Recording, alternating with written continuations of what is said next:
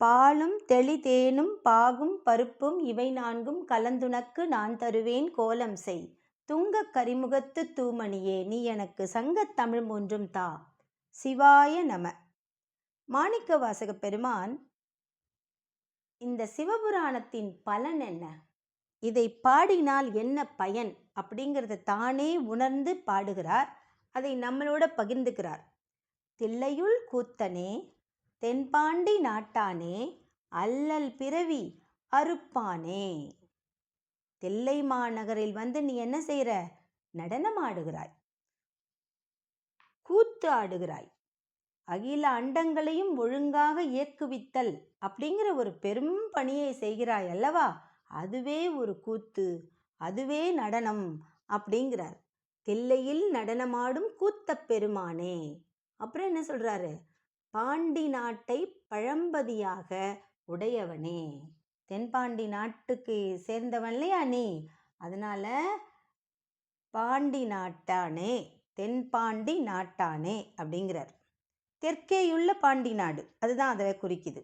அப்புறம் என்ன சொல்றாரு? அல்லல் பிறவி அறுப்பானே. இந்த பிறவி எப்படிப்பட்டது?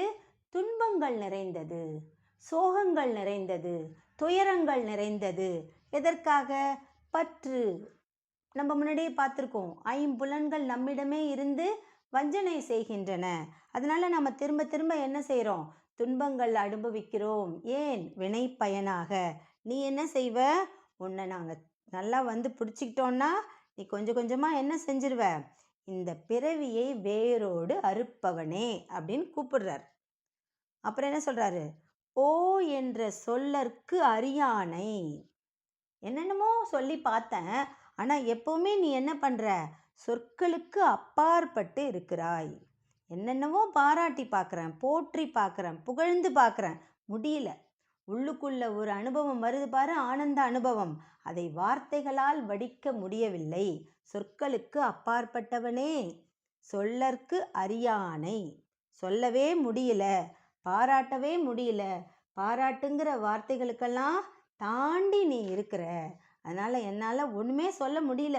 சொற்களுக்கு அடங்காத பெரியவனே அப்படிங்கிறார். என்ன சொல்கிறாருன்னா, நிறைய பேர் இதற்கு முன்னாடி நிறைய பாடியிருக்காங்க உன்னை. அந்த பாட்டெல்லாம் நாங்கள் கேட்குறோம், அதெல்லாம் பாடுறோம், போற்றுகிறோம், உணர்ச்சி வயப்படுகிறோம். எங்களுக்கு உனக்கு வந்து ஆராதனை செய்கிறோம், அழறோம், உருகிறோம். ஆனால் கூட எங்களுக்கு அதெல்லாம் பத்தலை. ஏன் தெரியுமா? சொல்லற்கு அறியானை, அதெல்லாம் கடந்தவனே. சொல்லி திருவடிக்கீழ் சொல்லிய பாட்டின் பொருள் உணர்ந்து சொல்லுவார். இந்த வார்த்தைகள் தான் அதிகமான ஒரு அர்த்தத்தை தருது. என்ன சொல்றாரு? சொல்லற்கு அறியானை சரி, சொல்லில் திருவடிக்கீழ் சொல்லிய பாட்டின். உன்னுடைய திருவடியின் கீழ் வந்து உன்னை பற்றி நிறைய பாடியாச்சு. இப்போ இந்த சிவபுராணமே அப்படி தான் பாடியிருக்கார். இந்த பாட்டின் பொருள் உணர்ந்து சொல்லுவார். பொருள் உணர்ந்து சொல்லுவார்னா என்ன? பொருள்னா என்ன? ஃபஸ்ட்டு நமக்கு சில தெரியும் இல்லையா? பொருள் அப்படிங்கிறது நம்ம கண்ணுக்கு முன்னாடி திரும்பி பார்க்குறோம். நிறைய பொருள்கள் இருக்குது. இங்கே ஒரு மேஜை இருக்குது, இங்கே ஒரு பேனா இருக்குது. இதெல்லாம் வந்து பொருள்கள். இந்த பொருள் அப்படிங்கிறது நம்ம கண்களுக்கு தெரியுது. இந்த ஊன கண்களால் நம்மளால் அதை பார்க்க முடியுது. இது ஒரு பொருள். இன்னொரு பொருள் என்ன? அர்த்தம். ஏதாவது ஒரு வார்த்தை சொல்லி பொருள் புரியுதா, இந்த செய்யுளுடைய பொருள் விளங்குகிறதா அப்படின்னு கேட்பாங்க இல்லையா? அதனால பொருள் அப்படிங்கிறது அர்த்தம். அப்போ இந்த பாட்டின் பொருள் உணர்ந்து அப்படின்னு சொல்லியிருப்பாரோ அப்படின்னா அது அல்ல. ஏன்னா பொருள் வந்து அர்த்தங்கிற அர்த்தத்தில் இருந்தால் புரிஞ்சுதான்னு கேட்பார். புரிந்து, அறிந்து, தெரிந்து அப்படின்னு சொல்லியிருப்பார். ஆனால் அவர் என்ன சொல்கிறாரு? பொருள் உணர்ந்து சொல்லுவார்.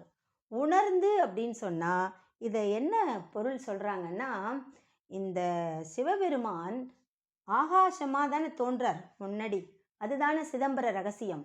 இந்த அண்ட சராசரம் அப்படியே முழுசாக பேரண்டத்தில் ஒரு அழகான ஆனந்த தாண்டவம் புரிந்து கொண்டிருக்கிறார். அது நம்முடைய ஊனக்கண்களுக்கு தெரியல.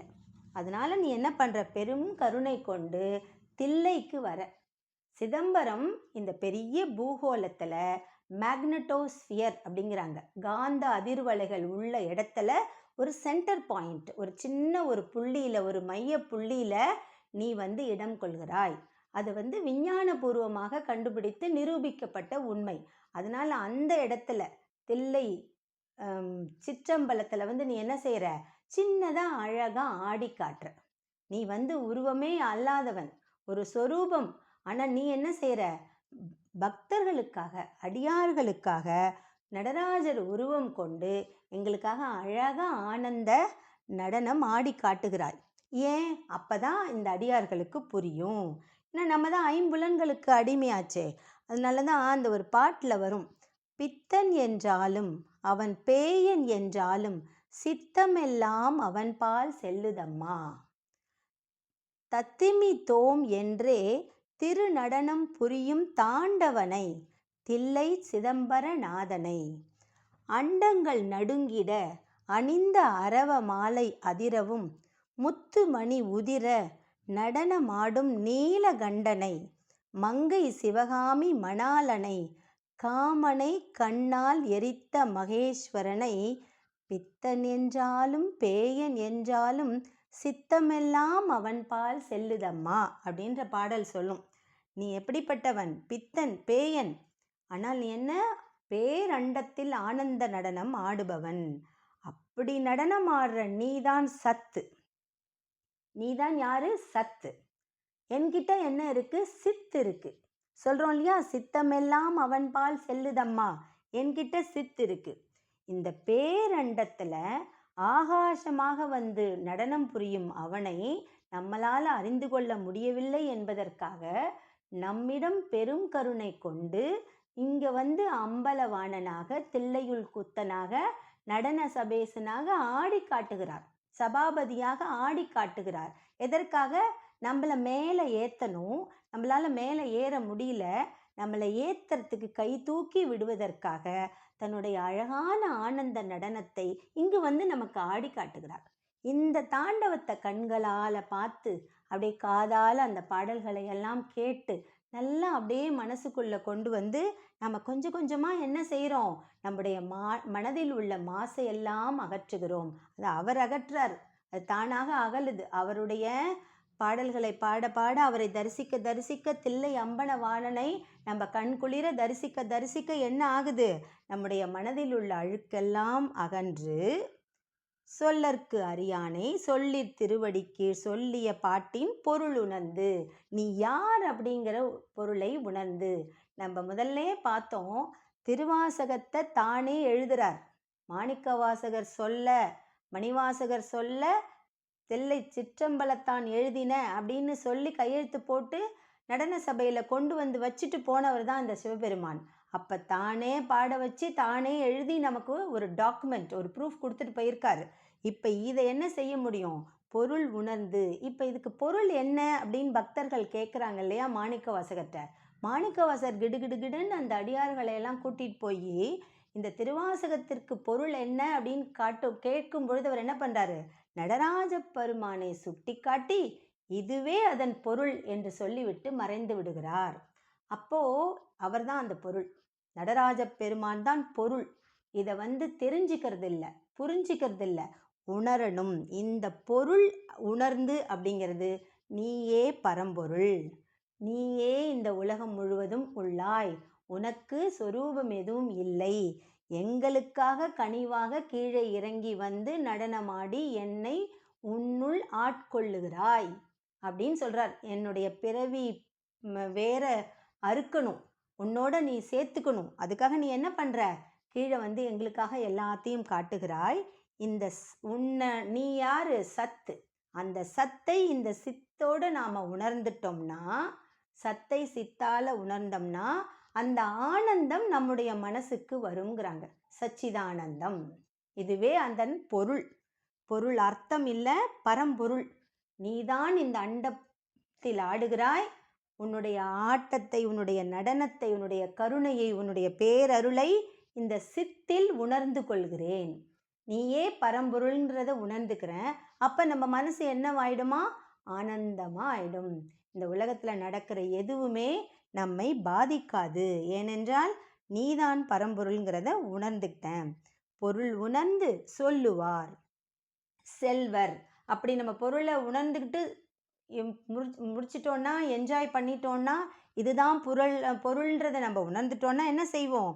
செல்வர், செல்லலாம். எங்கே செல்லலாம்? சிவபுரத்தின் உள்ளார் சிவன் அடிக்கீழ் பல்லோரும் ஏத்த பணிந்து. சொல்லில் பாராட்டுதற்கு ஆகாத அருமைப்பாடு உடையவனை இயன்ற மட்டும் பாராட்டி அவனுடைய திருவடிக்கு நின்று செய்யுட்பொருளை உணர்ந்து சொல்ல வல்லவர் சிவநகரின் கண் செல்வார்கள். இந்த பொருளை உணர்ந்து நிறைய பேர் அங்கே ஆல்ரெடி போயிட்டாங்க, செல்வார்கள். அங்கே அடியார்கள் இருக்கிறார்கள். பணி உடையவராய், நாமும் பக்தர்களா அடியாராய் பணி உடையவராய் என்ன பண்ணுவோம்? சிவபிரான் திருவடியின் கீழ் இன்புற்று இருப்பர். அங்கே ஆல்ரெடி இன்புற்று இருக்காங்க, நிறைய பேர் உணர்ந்து அங்கே போய் இருக்காங்க. அவங்க என்ன செய்வாங்களாம்? சிவபுரத்தில் உள்ளவர்களாகவும் பற்பல சிவனடியார்கள் தொழுது ஏற்றி போற்றும் நிலைக்கு உயர்வார்கள். அந்த அடியார்களுடைய போய் நாமளும் இணைந்து கொள்ளலாம். செல்வ சிவபுரத்தின் உள்ளார் சிவன் அடிக்கீழ் பல்லோரும் ஏத்த பணிந்து. முன்பே நிறைய சிவனடியார்கள் போய் அங்கே இருக்காங்க. நாமும் இதுதான் நீயே பரம்பொருள் என்பதை நம் சித்தத்தில் உணர்ந்தோமானால், அப்புறம் இந்த பாட்டை பாடினோமானால், அந்த பொருளை உணர்ந்து பாடினோமானால் என்ன நடக்கும்? நம்முடைய பிறவி பலனை எல்லாம் எடுத்துட்டு வேரோடு அறுத்துட்டு இந்த அல்லல் பிறவியை அறுத்து அவனுடைய திருவடியின் கீழ் நம்மை இணைத்து கொள்வார் அந்த பரம்பொருள். அதனால் நாம் எல்லாரும் இந்த சிவபுராணத்தை பாடியிருக்கோம், அனுபவிச்சிருக்கோம். கொஞ்சம் கொஞ்சமாக நம்ம மேலே போய்கிட்டே இருக்கோம். அந்த நடராஜர் கோவிலில் சிவபெருமான் தன்னுடைய ஒற்றை காலை தலைக்கு மேலே தூக்கிட்டு இருப்பார். அது கூட எல்லாரும் பார்வதியோட நடனமாடினார், காலை மேலே தூக்கினார், அம்பாள் கோச்சிக்கிட்டாங்கன்னு சொல்லுவாங்க. அது வேற ஒரு கதை. ஆனால் உண்மையிலேயே இதனுடைய தத்துவம் என்னன்னு சொல்கிறாங்கன்னா, சிவபெருமானுடைய திருவடியை நம்ம அப்படியே சிக்கனை பிடிச்சிக்கிட்டோன்னா, இந்த பக்தன் நம்முடைய திருவடியை பிடிச்சிக்கிட்டான், இவனை கொஞ்சம் கொஞ்சமாக மேலே கூட்டிகிட்டு போகணும் அப்படின்னு சொல்லிட்டு என்ன பண்ணுவாராம் சிவபெருமான்? இந்த உலகத்தில் பலவிதமான அனுபவங்களை கொடுப்பாராம். அந்த அனுபவங்களை எல்லாம் நம்ம வெறும் அனுபவங்கிறத புரிஞ்சுக்கிட்டு உள்ளுக்குள்ள சிவனை வைத்து துதித்து கொண்டே இருந்தோமானால், ஒரு தாமரை இலை நீர் மாதிரி, இந்த புளியம்பழ ஓடு மாதிரி இந்த உலகத்தில் தான் வாழறோம். பட் இதையெல்லாம் தாண்டி நான் யாருடைய குழந்தை? சிவனுடைய குழந்தை. அவர்தான் என்னுடைய தாயுமானவர், தந்தையுமானவர். இந்த உலகம் வரும் மாயைங்கிறத நம்ம உணர்ந்துக்கிட்டோன்னா, நம்ம ஒரு காலை சிவபெருமானுடைய ஒரு காலை பிடிச்சிக்கிட்டோன்னா அவர் என்ன செய்வாரா? தன் பொற்பாதத்தை, தன் திருவடியை கொஞ்சம் கொஞ்சமாக காலை மேலே உயர்த்துவாராம். அந்த காலை நாம் பிடிச்சிட்டு இருக்கோம்ல, சிவபெருமானின் திருவடிகளை நாம் பிடிச்சிட்டு இருக்கோம்ல, அந்த ஒரு திருவடி மேலே மேலே போக போக நமக்கும் பலவிதமான அனுபவங்கள் இந்த இல்லற வாழ்க்கையில் கிடைக்கும்.